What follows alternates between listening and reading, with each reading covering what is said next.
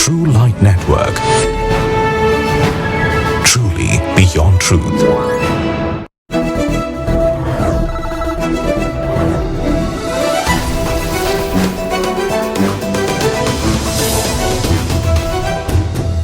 True light கிறிஸ்தவ செய்திகளின் இந்த வார செய்தி தொகுப்புகளுக்கு உங்கள் அனைவரையும் அன்போடு கூட வாழ்த்தி வரவேற்கிறோம்.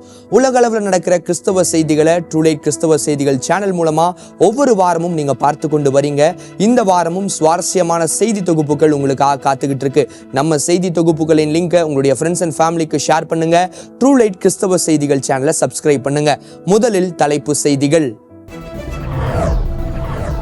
எருசலேமில் எந்த நேரமும் 3ஆம் தேவாலயம் கட்டப்படலாம்.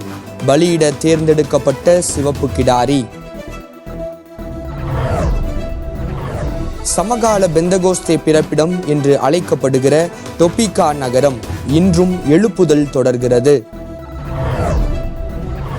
வியட்நாமில் நற்செய்தியாளர்களின் தீவிர பணி, வளரும் இரகசிய சபைகள். உலகத்தில் 257 நாடுகளுக்கு பிரயாணம் செய்த தேவ ஊழியர், இசைவழி ஊழியம் செய்து உலக சாதனை படைத்த பென்னி பிரசாத். நாகாலாந்து மாநிலத்தில் வானுயர ஓங்கி நிற்கும் தேவாலயம். ஆசியாவிலேயே இது மிகப்பெரிய தேவாலயமா? ஆப்பிரிக்காவில் உள்ள கானா, உகண்டாவில் பெருகி வரும் கிறிஸ்தவர்களின் எண்ணிக்கை. இந்தியாவில் நடைபெறும் வேதாகம மொழிபெயர்ப்பு பணிகள். மணிப்பூர் மாநிலத்தில் திரும்ப கட்டப்படும் தேவாலயங்கள். இடிக்கப்பட்ட அனைத்து ஆலய கட்டிடங்களும் மீண்டும் கட்டப்படுமா? நதி மூலம் என்றால் என்ன, ரிஷி மூலம் என்றால் என்ன, மிக அழகாய் விளக்குகிறார் ஆழ்வார் பாட்டியம்மா. கிறிஸ்தவர்கள் இயேசு கிறிஸ்துவை பற்றி பொது இடங்களில் அறிவிக்கலாமா? இந்திய அரசியலமைப்பு சட்டம் ஆர்டிகிள் 25 என்ன கூறுகின்றது? இனி விரிவான செய்திகள். கடைசி காலங்களில் என்னென்ன காரியங்கள் நடக்கும் அப்படிங்கிறத ஆண்டவர் சொன்ன ஒவ்வொரு விஷயங்களும் நடந்தேறி கொண்டு வருகிறத நம்ம அறிந்திருக்கிறோம். எந்த நேரத்திலும் எருசலேம் தேவாலயம், அதுவும் 3ஆம் தேவாலயம் கட்டப்படலாம் அப்படிங்கிற வகையில் அங்கே காரியங்கள் நடந்து கொண்டிருக்கு. அப்படி என்ன சம்பவங்கள் நடந்து கொண்டிருக்கு அப்படிங்கிறத ஒரு செய்தி தொகுப்பா வாங்க பார்க்கலாம். சாலமோன் ராஜா கட்டி எழுப்பின தேவாலயம் கிமு 587 நெபுகாத் நேசரால் அழிக்கப்பட்டது. பின்னர் யூதர்களால் கட்டப்பட்ட 2வது தேவாலயம் கிபி 70 ரோமர்களால் அழிக்கப்பட்டது. இந்த இடத்தில்தான் அல் அக்ஸா மசூதி எருசலேமின் மோரியா மலையில் கட்டப்பட்டுள்ளது.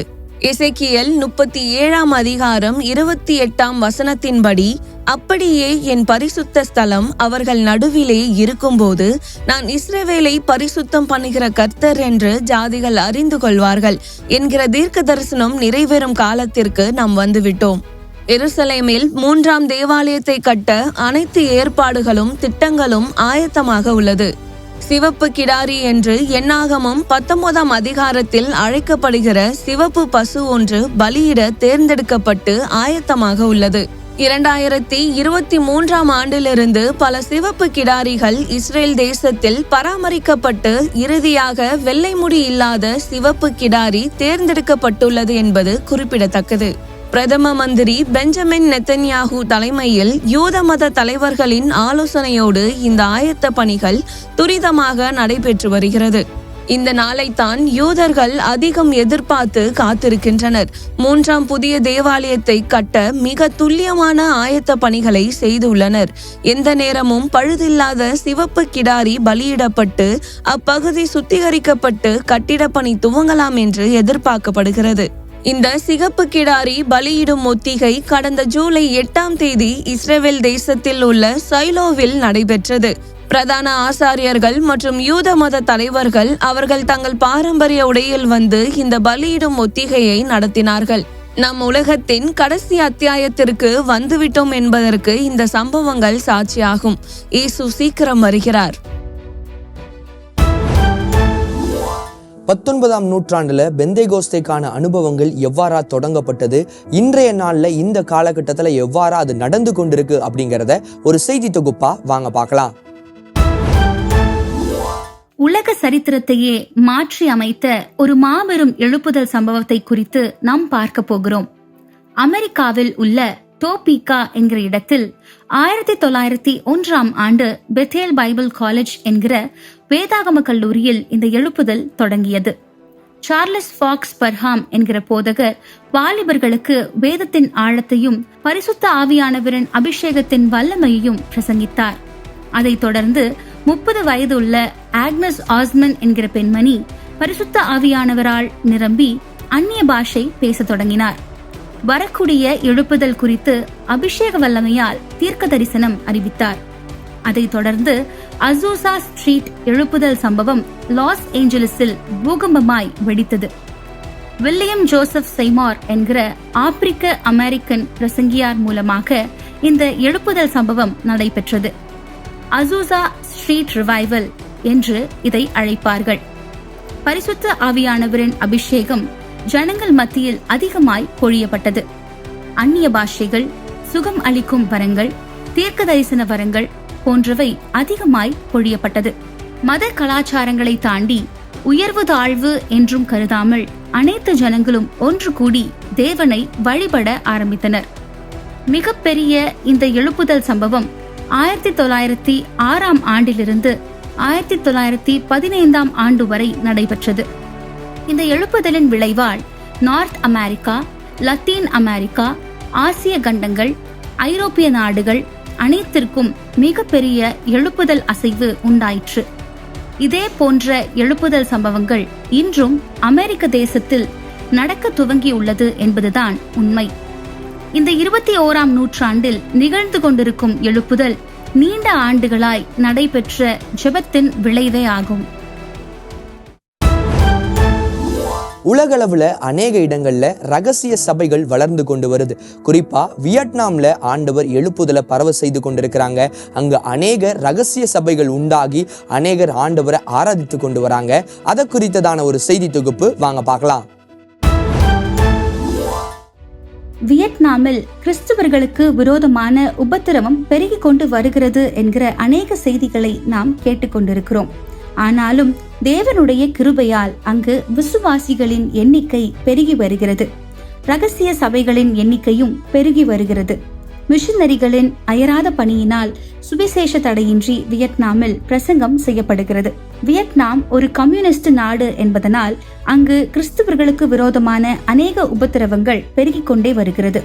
போதகர்கள், நற்செய்தியாளர்கள் தாக்கப்படுகின்றனர். ஆனாலும் வைராக்கியமாய் நற்செய்தியாளர்கள் தங்கள் பணியை இன்றும் செய்து வருகின்றனர். விசுவாசிகளும் தங்கள் விசுவாசத்தில் உறுதியாக இருக்கின்றனர். வேத வசனங்களை வலைதளம் மூலமாக கற்கின்றனர். அது விசுவாசிகளுக்கு இன்னும் உறுதுணையாக அமைந்து வருகிறது. வியட்நாமில் புத்த மதத்தை சார்ந்த அநேகர் ரட்சிக்கப்பட்டு வருகின்றனர். பழங்குடியினர்கள் மத்தியிலும் எழுப்புதலின் காரியங்கள் நடக்கிறதை நாம் கேட்டு வருகின்றோம். கடந்த ஆண்டு போதகர் பிராங்க்லின் கிரஹமால் வியட்நாமில் மாபெரும் கூடுகை ஒழுங்கு செய்யப்பட்டு 24,000க்கும் மேற்பட்ட ஜனங்கள் இக்கூடுகையில் பங்கு பெற்று மிகப்பெரிய எழுப்புதலுக்கு ஒரு அடிக்கல்லை அமைத்தனர். இனி வரக்கூடிய நாட்களில் வியட்நாமில் எழுப்புதல் அக்கினி தீவிரமாக பரவும் என்று நாம் விசுவாசிப்போம். உலகின் அநேக நாடுகளுக்கு சென்று கிறிஸ்துவின் சுவிசேஷத்தை அறிவித்த ஒரு ஊழியர். நாகாலாந்துல உயர்ந்து நிற்கிற ஒரு தேவாலயம். அது மாத்திரம் இல்லாம ஆப்பிரிக்கால பரவி கொண்டு வருகிற கிராமப்புற எழுப்புதலின் காரியங்களை ஒரு சிறிய இடைவேளைக்கு பிறகு பார்க்கலாம். இணைந்திருங்க ட்ரூ லைட் கிறிஸ்தவ செய்திகளுடன். Hello everyone, joyful family camp இது ஆனுவலா வேர்ல்ட் லைஃப் ஃபவுண்டேஷன்ல வருஷம் நடத்திட்டு இருக்கோம். This is season 4. எதுக்காக இந்த ஒரு ஜாய்ஃபுல் ஃபேமிலி கேம்ப் அப்படின்னு நீங்க கேட்கலாம். பாருங்க, ஆண்டவர் நம்மளுக்கு அழகான குடும்பம்ன்ற ஒரு அழகான ஒரு டிசைன் கொடுத்துருக்காருங்க. நான் ஆலோசனை ஊழியத்துல இருக்கேன். அந்த ஆலோசனை ஊழியத்துல நீங்க பாத்தீங்கன்னு சொன்னா நிறைய குடும்பங்கள் பிரியிற தருவாயில பதட்டத்தோட எங்கள்கிட்ட வரதை பார்க்குறோம். அதற்காக தான் ஆண்டவர் இந்த தரிசனத்தை கொடுத்தாரு. நம்ம கான்ஃபிடென்ட்டாக நம்ம ஃபேமிலியை ரன் பண்ணி ஃபினான்ஷியலாக ஒரு ஃப்ரீ ஆகி நல்ல ஒரு காட்லி ஜெனரேஷனாக வளர்க்குறதுக்கு ஆண்டவரோட சமூகத்தில், அது ஒரு நல்ல இந்த மாதிரி ஒரு ஊட்டியான அழகான குழு ஒரு இடத்துல உங்களை கூட்டிகிட்டு உட்கார வச்சு ஆண்டவருடைய வார்த்தையை கேட்டு அதே சமயத்தில் ஃபேமிலியோட நல்ல ஒரு ஃபன், நல்ல ஒரு ஃபுட்டு, நல்ல ஒரு ரிலாக்ஸ்மெண்ட் டைமாக இருக்கணும்னு ஆண்டவர் கொடுத்த திட்டம் தான் இந்த ஜாய்ஃபுல் ஃபேமிலி கேம்ப். ஸோ இந்த சீசன் 4 எங்கே நடக்க போகுது? ஊட்டியில் நடக்க போகுது. அக்டோபர் 1 4 வரைக்கும். இது வரைக்கும் நீங்கள் ரெஜிஸ்டர் பண்ணலைன்னா தயவு செய்து உடனடியாக ரெஜிஸ்டர் பண்ணுங்கள். ஏன்னா எங்களுக்கு ரொம்ப கம்மி அகாமடேஷன்ஸ் தான் இருக்குது, சீட்ஸ் தான் இருக்குது. So first come first serve. Don't miss this joyful family camp season 4. மீண்டுமாக ட்ரூலைட் கிறிஸ்தவ செய்திகளின் செய்தி தொகுப்புகளுக்கு உங்கள் அனைவரையும் அன்போடு வாழ்த்தி வரவேற்கிறோம். உலகளவில் இருக்கிற அநேக நாடுகளுக்கு சென்று தன்னுடைய இசை திறமையால ஆண்டவருடைய சுவிசேஷத்தை பரவ செய்து கொண்டிருக்கிறார் ஒரு ஊழியர். அநேக இடங்களுக்கு போய் அவருடைய சாட்சிகளை சொல்லி கொண்டிருக்கிறாரு. ஆண்டவர் கொடுத்த தாளந்துகளை ஆண்டவருக்காக அவர் பயன்படுத்தி கொண்டு வரார். அவரை குறித்ததான ஒரு செய்தி தொகுப்பு வாங்க பார்க்கலாம். 50 வயதான தேவ ஊழியர் பென்னி பிரசாத் உலகின் 257 நாடுகளுக்கு குறுகிய காலத்தில் பிரயாணம் செய்து தன்னுடைய இசை வரத்தால், திறமையால் இசை நிகழ்ச்சிகள் நடத்தி ஊழியம் செய்து வருகிறார்.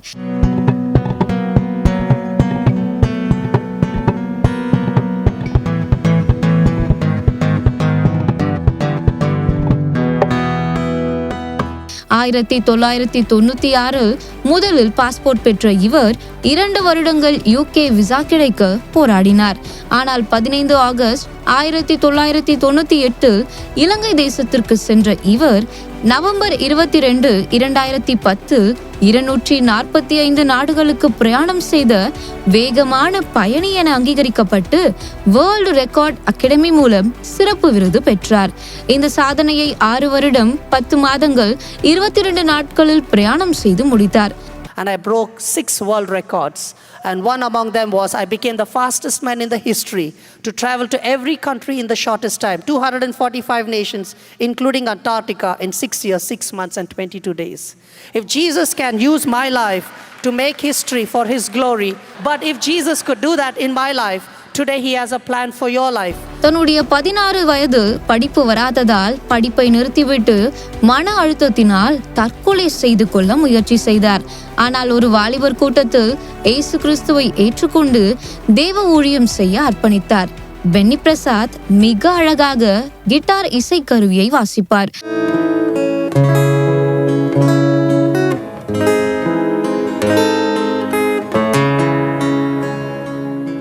2007 பென்னி தனக்கென பிரத்யேகமாக 20 ஸ்ட்ரிங் பேங்கோ கிட்டார் வடிவமைத்தார். படிப்பை பாதியிலேயே நிறுத்தின பென்னி பிரசாத் இன்று 257 நாடுகளுக்கு பிரயாணம் செய்து இசை நிகழ்ச்சிகளை நடத்தி இயேசு கிறிஸ்துவை பற்றி பறைசாற்றி வருகிறார். அமெரிக்கா, யுனைடெட் கிங்டம், ஆஸ்திரேலியா போன்ற நாடுகளில் இவருக்கு குடியுரிமை வழங்க முன் வந்தது. ஆனால் பென்னி பிரசாத் அதை மறுத்து இந்திய குடிமகனாகவே இருந்து ஊழியம் செய்து வருகிறார் என்பது குறிப்பிடத்தக்கது. பென்னி பிரசாத்திற்கு கர்த்தர் நல்ல சுகத்தை கொடுத்து இன்னும் தீவிரமாய் ஊழியம் செய்ய கர்த்தர் கிருபை அளிப்பாராக. நாகாலாந்துல உயர்ந்து நிற்கிற ஒரு தேவாலயத்தை குறித்தான ஒரு செய்தி தொகுப்பை நம்ம பார்க்க போகிறோம். அந்த தேவாலயம் மிக உயரமாக கட்டப்பட்டதாக கருதப்படுகிறது. உலகளவுல அதுதான் உயர்ந்த தேவாலயம் அப்படின்னு கருதப்படுதா அப்படிங்கிறத இந்த செய்தி தொகுப்பின் மூலமா வாங்க பார்க்கலாம். சுமி பேப்டிஸ்ட் சர்ச் இது நாகாலாந்து மாநிலத்தில் உள்ள சுன்ஹி போட்டோ என்கிற மலை கிராமத்தில் கட்டப்பட்ட தேவாலயமாகும். சுமார் 36 கோடி ரூபாய் செலவு செய்யப்பட்டு கட்டப்பட்ட இந்த தேவாலயத்தின் உயரம் மட்டுமே 166 அடியாகும். இந்த தேவாலயத்தில் 8500 பேர் தாராளமாக அமர்ந்து கர்த்தரை ஒரே நேரத்தில் ஆராதிக்கலாம். இதன் ஆலய மணி மட்டுமே 500 கிலோ எடை உடையது. போலாந்து தேசத்திலிருந்து வரவழைக்கப்பட்டதாகும். இந்த ஆலயத்தின் கட்டிட பணிகள் 2007ஆம் ஆண்டு துவங்கப்பட்டது.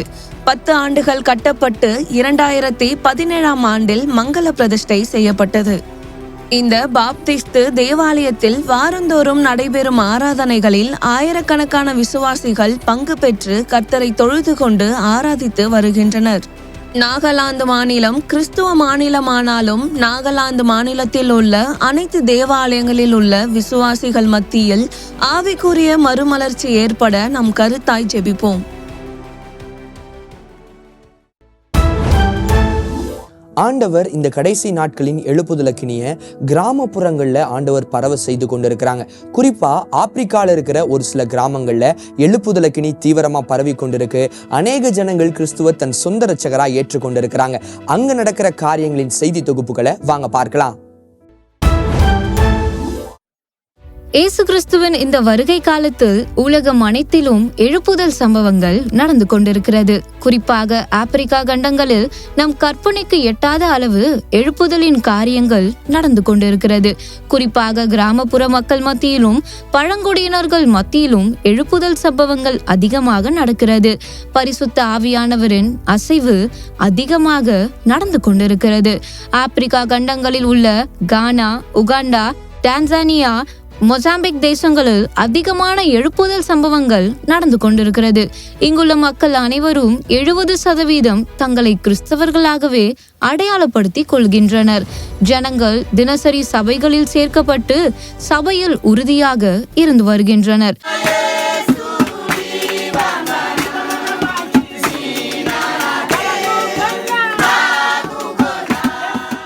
சில சமயங்களில் ஒரு கிராமமே கிறிஸ்துவை ஏற்றுக்கொள்ளும் அதிசயமான சம்பவங்களும் நடந்து வருகின்றது.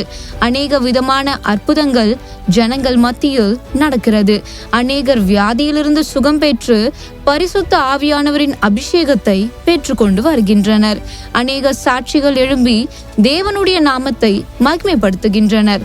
வாலிபர்கள், சிறு குழந்தைகள் மத்தியிலும் அதிகமான எழுப்புதல் காரியங்கள் நடந்து கொண்டிருக்கிறது. கூட்டம் கூட்டமாய் ஜனங்கள் ஞானஸ்தானம் எடுக்கும் ஆச்சரியமான சம்பவங்களும் நடந்து வருகிறது.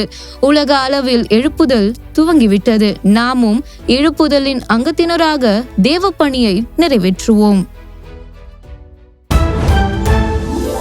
இந்தியாவில் நடைபெற்று கொண்டிருக்கிற வேதாகம மொழிபெயர்ப்பின் காரியங்கள் எவ்வாறா நடந்து கொண்டு வருது?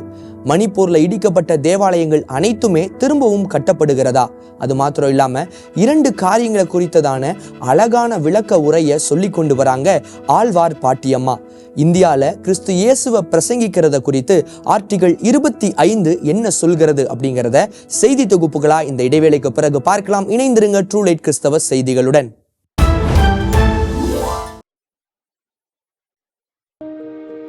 ஹாய்ண்ணா, சாப்பிடாம என்ன பண்றீங்க ஃபோன்ல? அதுவாம்மா, ஆர் கனெக்ட்ல இருக்கிற நம்ம குரூப்ல ப்ரேயர் ரெக்வெஸ்ட் ஷேர் பண்ணிட்டு இருக்கேன். ஓ, ஆர் கனெக்ட் ஆப்பா? சரி, அப்படியே அந்த குரூப்ல என்னையும் ஆட் பண்ணுங்களேன். நீங்க போடுற ப்ரேயர் ரிக்வெஸ்ட் நானும் பாக்குறேன். நீ தான் ஏற்கனவே பல சோசியல் மீடியா குரூப்ல இருக்கிய, அப்புறம் இருக்கு இந்த குரூப். அண்ணா, இப்பெல்லாம் சோஷியல் மீடியால கிறிஸ்டியன் கண்டென்ட் ரெஸ்ட்ரிக்ட் பண்றாங்க. ஆமாம்மா, ஆர் கனெக்ட்ல அந்த பிரச்சனையே கிடையாது. ஏன்னா ஆர் கனெக்ட் வந்து முழுக்க முழுக்க கிறிஸ்டியன்ஸ்கான ஆப். அதுல நம்ம டேட்டாவும் சேஃபா இருக்கும், டிஸ்ட்ராக்ஷன் ஃப்ரீயாவும் இருக்கும். அதனால தான் நானே யூஸ் பண்றேன். ஓ, அந்த ஆப்ல இவ்வளோ விஷயம் இருக்கா? அப்புறம் என்ன, என்னையும் ஆட் பண்ணுங்க. உடனே பண்றேம்மா. அது மட்டும் இல்லாம உங்க ஃபேமிலி, ஃப்ரெண்ட்ஸ்னு எக்கச்சக்கமான பர்சனல் குரூப் கிரியேட் பண்ணிக்கலாம். அதை எங்கேஜிங்கா வச்சு உங்க ஃபேமிலியோட ஜெபமும் பண்ணிக்கலாம். அண்ணா, எனக்கு நோட்டிஃபிகேஷன் வந்துருச்சு. தேங்க்ஸ், நான் போயிட்டு வரேன். தி ஆர் கனெக்ட் ஆப் உலகெங்கிலும் உள்ள கிறிஸ்தவர்களை ஒன்றிணைக்கும் பாதுகாப்பான தளம். Ever felt like there's a story in your heart that needs to be told? Struggled to find the right way to create meaningful content? Sharon Media Academy is your place, offering diploma in film and media productions. Learn from media professionals who are making an impact in the real world through their work. Let us mentor you in our beautiful residential campus at the foothills of Yercaud. Featuring state-of-the-art facilities with accommodation available in our serene and spacious campus. To enroll, please visit www.sharonmediaacademy.in.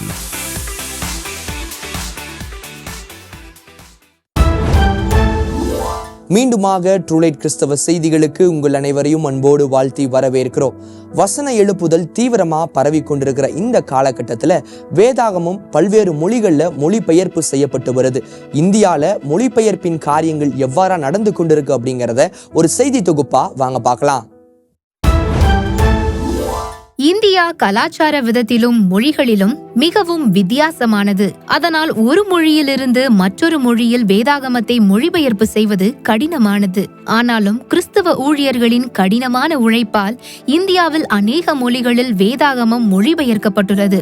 இந்தியாவில் 450க்கும் மேற்பட்ட மொழிகள் இருக்கிறது. இதில் 70க்கும் மேற்பட்ட மொழிகளில் வேதாகமம் முழுமையாய் மொழிமாற்றம் செய்யப்பட்டுள்ளது. 160 மொழிகளில் புதிய ஏற்பாடு மொழிபெயர்க்கப்பட்டுள்ளது. இன்னும் அநேக ஊழியர்கள் பழங்குடியினர்கள் மொழிகளில் மற்றும் அநேக மொழிகளில் வேதாகமத்தை மொழிமாற்றம் செய்வதற்கு தங்கள் மொழிமாற்ற பணியை தீவிரப்படுத்தி இருக்கின்றனர். Bible society of India BSI, Wycliffe India, Indian evangelical mission IEM, FMPB மற்றும் Faith Comes by Hearing FCBH இந்த கிறிஸ்தவ இயக்கங்கள் மொழி மாற்றம் செய்வதற்காக இந்தியாவில் தீவிரமாக உழைத்துக் கொண்டிருக்கிறார்கள். இப்போது சமீபமாய் நடந்து கொண்டிருக்கிற தீவிர மொழிபெயர்ப்பு வடகிழக்கு மாநிலங்களில் உள்ள பழங்குடியினர்கள் மொழிகளிலும் இந்தியாவின் மையத்தில் உள்ள கோண்டி, குராக், பீலி என்கிற மொழிகளில் மொழிமாற்ற பணி தீவிரமடைந்திருக்கிறது. மொழிமாற்ற பணிக்காக AI மூலமாகவும் அநேக தொழில்நுட்பங்கள் மூலமாகவும் வேகமாக செயல்பட்டு கொண்டிருக்கின்றனர். இந்தியா முழுவதும் அநேக ஜனங்கள் அவர்கள் சொந்த மொழியில் வேதாகமத்தை இப்போது வாசித்துக் கொண்டிருக்கின்றனர். 2030ஆம் ஆண்டுக்குள் இந்தியாவில் உள்ள அனைத்து மொழிகளிலும் வேதாகமம் மொழியாக்கம் செய்யப்படும் என்று சில வேத அறிஞர்களால் கூறப்படுகிறது. இந்தியாவின் அநேக தேவாலயங்கள் இடிக்கப்பட்டது அப்படிங்கிற செய்திகளை நம்ம தொடர்ந்து கேட்டு வரோம், அறிந்து கொண்டு வரோம். குறிப்பா மணிப்பூர்ல நடந்த காரியங்கள் நம்மளால மறக்கவே முடியாது. மணிப்பூர்ல இடிக்கப்பட்ட தேவாலயங்களை மீண்டுமா கட்டுகிற காரியங்கள் ஒரு சிலது நடந்து கொண்டு வருது. ஆனா அங்கு இடிக்கப்பட்ட எல்லா தேவாலயங்களும் கட்டப்படுகிறதா அப்படிங்கிறத ஒரு செய்தி தொகுப்பா வாங்க பார்க்கலாம். கடந்த 2023ஆம் ஆண்டு மணிப்பூரில் நடந்த இனக்கலவரத்தை குறித்து நாம் அறிந்திருக்கின்றோம். மணிப்பூர் மக்களுக்காக ஜெபித்தும் இருக்கின்றோம். சமீபத்தில் மணிப்பூர் மாநிலத்தில் உள்ள கித்தல் மான்பி என்கிற இடத்தில் இடிக்கப்பட்ட தேவாலயம் மறுபடியும் கட்டி எழுப்பப்பட்டது. குக்கி இனத்தவர் ஆராதிக்கும் இந்த தேவாலயத்தை குக்கி கிறிஸ்டியன் சர்ச் மணிப்பூர் சினடை சார்ந்த தலைவர்கள் மறுபிரதிஷ்டை செய்து கர்த்தரை மகிமைப்படுத்தினர். Houses and our church have been burned down, and we were forced to leave Imphal and we moved to Kangpopi since May 4, 2023. And since then, we established temporarily the office of Kuki Christian Church Manipur Synod in Kangpopi.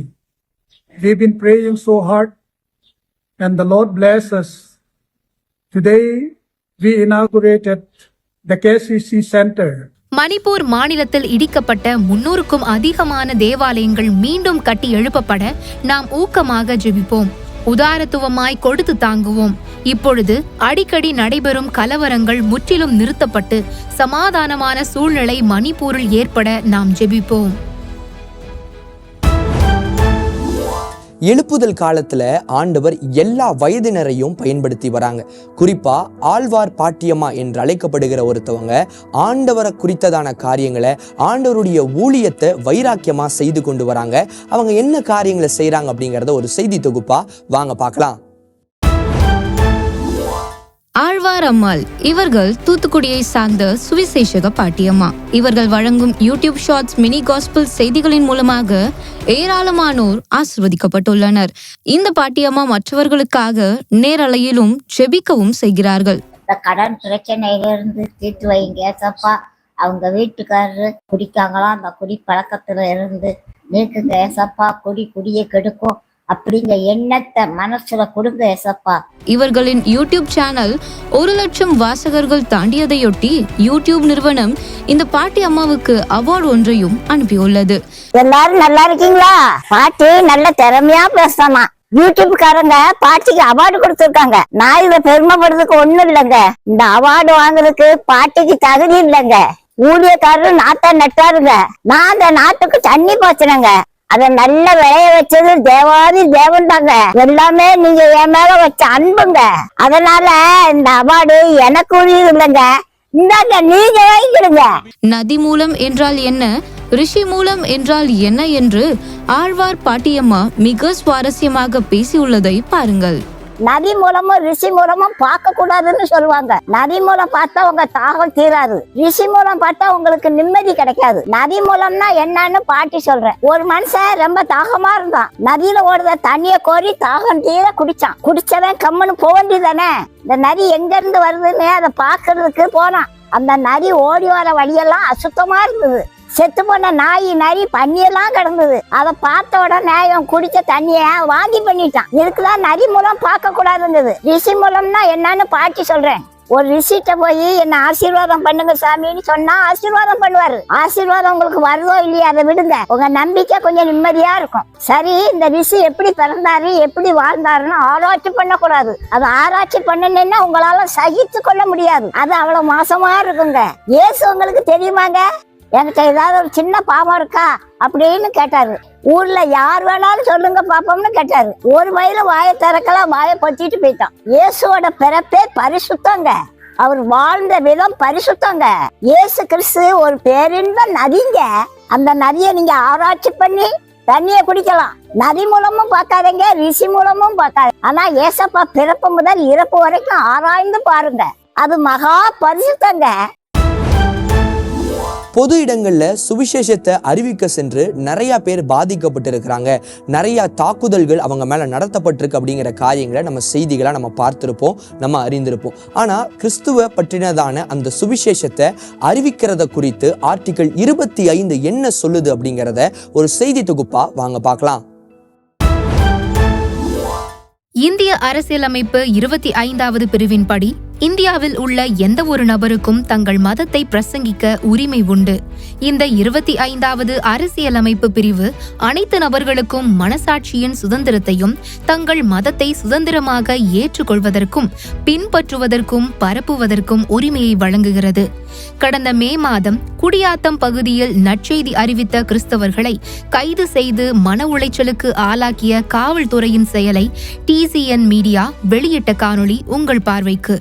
கடந்த சில தினங்களுக்கு முன்பு திருப்பூரிலிருந்து குடியாத்தத்திற்கு ஒரு நிகழ்ச்சிக்காக வந்த கிறிஸ்தவ ஊழியர்கள் சிலர் குடியாத்தம் பகுதியில் உள்ள மக்களுக்கு கிறிஸ்தவ நம்பிக்கை கொண்ட கைப்பிரதிகளை கொடுத்து வந்தனர். இது பற்றி தகவல் அறிந்த குடியாத்தம் விஸ்வ இந்து பரிஷத் மற்றும் பஜ்ரங் தள் பொறுப்பாளர்கள் அவர்களிடத்தில் கடும் வாக்குவாதத்தில் ஈடுபட்டு அவர்களில் சிலரை பிடித்து குடியாத்தம் டவுன் போலீஸ் நிலையத்தில் ஒப்படைத்தனர். மத பிரச்சாரத்தில் ஈடுபட்ட திருப்பூர் பகுதியை சேர்ந்த கிறிஸ்தவர்களிடத்தில் சப் இன்ஸ்பெக்டர் பத்மநாபன் விசாரணை நடத்தினார். அப்பொழுது அவர் ஒருதலை பட்சமாகவும் அவதூறான வார்த்தைகளால் பேசியதாக கூறப்படுகிறது. மனதளவில் காயப்பட்ட கிறிஸ்தவர்கள் விசாரணையின் போது நடந்தவற்றை வீடியோ பதிவு செய்து அதனை காவல்துறை உயர் அதிகாரிகளுக்கு அனுப்பி வைத்தனர். மேலும் இந்த காணொளிகள் TCN மீடியா வாயிலாகவும் ஒளிபரப்பு செய்யப்பட்டது. கிறிஸ்தவ முன்னணி உட்பட பல்வேறு சமூக அமைப்புகளும் இந்த செயலுக்கு கண்டனம் தெரிவித்து வந்தனர். இந்த நிலையில் வீடியோ வெளியான 2 தினங்களில் மாவட்ட போலீஸ் சூப்பிரண்டு மதிவாணன் இது குறித்து விசாரணை நடத்தி உடனடியாக சப் இன்ஸ்பெக்டர் பத்மநாபனை பணியிடம் நீக்கம் செய்து உத்தரவிட்டார். இந்த செயல் தமிழகத்தில் அரசியலமைப்பு சட்ட உரிமைக்கு எப்பொழுதும் முழு சுதந்திரம் உண்டு என்பதை மெய்ப்பித்துள்ளது. இந்தியாவில் உள்ள ஒவ்வொரு குடிமக்களும் தாங்கள் விரும்பிய எந்த மதத்தையும் எந்த நேரத்திலும் பின்பற்றவும் தனது மத நம்பிக்கையை எவ்விடத்திலும் பகிரவும் பிரச்சாரம் செய்யவும் இந்திய அரசியலமைப்பு சட்டம் மிக தெளிவாக எடுத்துரைக்கிறது. இந்த உரிமைக்கு எதிராக ஒருவரும் செயல்படக்கூடாது என்பதில் தமிழ்நாடு காவல்துறை முனைப்பு காட்டி வருவதை பொதுமக்கள் பாராட்டி வருகின்றனர். நற்செய்தி அறிவிப்பது கிறிஸ்தவர்களின் கடமை. ராஜ்யத்தின் இந்த சுவிசேஷத்தை சாட்சியாக அறிவிக்க இயேசு கிறிஸ்து நமக்கு கட்டளையிட்டுள்ளார். இதை உண்மையான கிறிஸ்தவர்கள் நிறைவேற்றியே தீருவார்கள். நேயர்களே, இந்த வாரத்தின் ட்ரூலைட் கிறிஸ்தவ செய்திகளின் செய்தி தொகுப்புகள் ஒவ்வொன்றும் உங்களுக்கு ஆசீர்வாதமாக பிரயோஜனமாக இருந்திருக்கும் அப்படிங்கிறத நாங்கள் நம்புகிறோம். சொல்லப்பட்ட ஒவ்வொரு செய்திகளுக்காகவும் தொடர்ந்து ஜெபித்துக் கொள்ளுங்க. நீங்கள் இன்னும் நம்ம ட்ரூலைட் கிறிஸ்தவ செய்திகள் சேனலை சப்ஸ்கிரைப் செய்யாமல் இருந்தால் செய்து கொள்ளுங்க. செய்தி தொகுப்புகளின் லிங்கை உங்களுடைய ஃப்ரெண்ட்ஸ் அண்ட் ஃபேமிலிக்கு ஷேர் பண்ணுங்க. அடுத்த வாரமும் உலகெங்கும் நடக்கிற கிறிஸ்தவ செய்திகளோடு உங்களை நாங்கள் சந்திக்கிறோம். அதுவரை உங்களிடமிருந்து விடைபெறுவது ஜான் இன்ஃபன்ட்ரீகன்.